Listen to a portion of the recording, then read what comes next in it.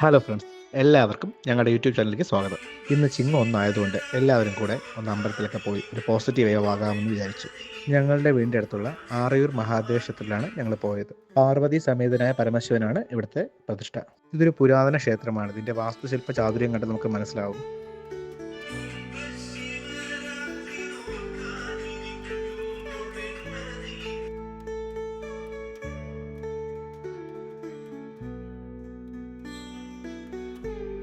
തൊഴുതിറങ്ങിയ ശേഷം ഞങ്ങൾ അമ്പലക്കുളത്തിനവിടെ പോയി നിന്നു. അപ്പോൾ അവിടെ ഒരാളെന്ന് പറഞ്ഞു ഇവിടെ അന്നദാനം നടക്കുകയാണ് ഊട്ടുപുരയിൽ. ഇത് ഞങ്ങൾ അവിടെ കയറി അന്നദാനം കഴിച്ചു.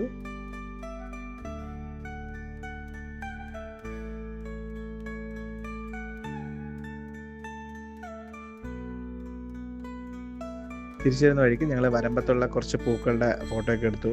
നമ്മുടെ നാട്ടിലെ പഴയ പൂക്കളൊക്കെയാണ്, ഇപ്പോൾ കാണാറേ ഇല്ല അധികം. കമ്മൽ പൂ എന്നൊക്കെ പറയുന്നത്.